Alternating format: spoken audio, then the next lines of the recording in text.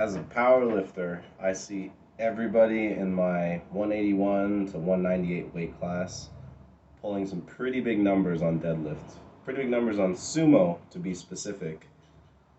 So I decided to give it a try, and I am not one of those guys.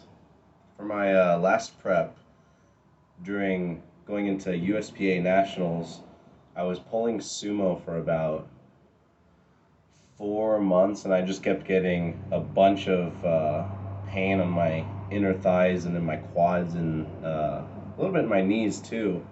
And I was getting I was getting some pretty consistent deadlift PRs as opposed to my conventional rep work. But the 2 months before nationals, I actually decided to switch back to conventional because I had reattempted my sumo max from before the block, which was 545, and I think I had made an attempt at 550 about twice when I should have been recovered, and my rep work was dictating that I should be able to get at least 560 or 570, and I was just never able to pull it.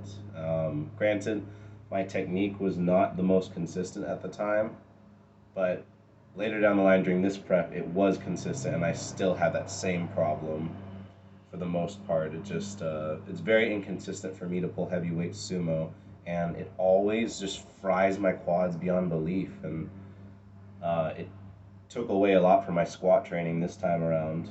But going back to nationals, I switched back to conventional, and my all-time meet PR had been 518.1 pounds. And just after 2 months of switching back to conventional, I PR'd and got 545, which matches my best sumo PR. So that kind of got me thinking, like, maybe I should just switch back to conventional. It's a little more efficient for me. What initially allured me to sumo was the fact I could pull more weight doing it, but you know, um, that was my nationals was my third meet by the time, and I was really starting to think, how am I going to get good at the sport of powerlifting? And the answer is over time, with consistency. So I was really leaning towards conventional and wanting to just pick the stance that was most consistent. But instead, I decided to keep going with sumo because I had never actually competed with sumo, and I wanted to give it a long enough time to say I gave it a fair chance, not just one, like, two-third of a training block. I wanted to see it all the way through. So that's what I did this time around, and as you're going to see, I'll post my uh, deadlift in a few days, which was actually a meet PR, but it was nowhere close to what I had been doing in training for sumo.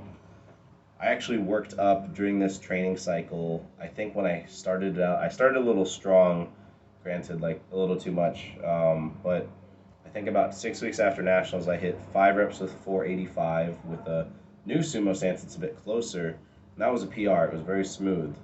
And then over the course of my training, my next 5 rep PR was 500, and I posted the video. Definitely could have gotten 7 or 8 reps, and going right into my meet, maybe about 4 weeks before, I hit 5 reps with 520 pounds. And I go to a gym where there's a lot of other coaches, and I was asking them all around, like all these very experienced coaches, like, hey, what should I pull at the meet, especially if I'm going to undershoot my squat a little bit, because sometimes my squat in the past has taken out my sumo deadlift. It's just too similar the way I do it. And everyone was telling me, man, just go for 600. Like, you did 545 for 2, you did 520 for 5 in the same week. Like, you got it, man. And I was totally recovered going into this meet too.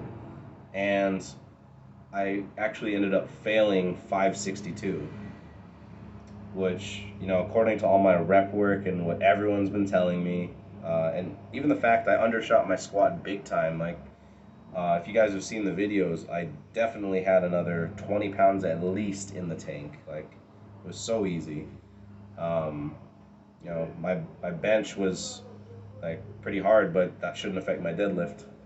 And I ended up only pulling 534, which it's still a meet PR, but just all that work into sumo and over the course of my training, just having to take away from my squat. Um, like I just could not go as heavy on squat. It was just uncomfortable with how much my quads were getting fried.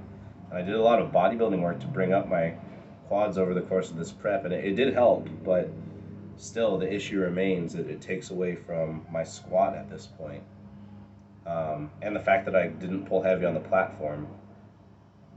So, for all those reasons, I am switching back to conventional deadlift now. And just over the course of my training history, even when I wasn't training my conventional as consistently and I was doing sumo for a while, my conventional deadlift still improved. Even though my sumo is stronger than my conventional, especially on the rep work, and it might show up one day on the platform, it just it doesn't feel good. It's even with what is deemed optimal form by my coach, it was just it's just not for me. So I'd rather go the consistent route so I can make progress and strides, if a little bit more slowly but consistently on a conventional deadlift, and be able to push my squat even harder. Just the less overlap I can have between those two lifts, since especially since I'm a very big squatter already, the better I believe that my training is going to be going forward. Also, I get to use lower volume when I train conventional, so I'm sure that'll help as well.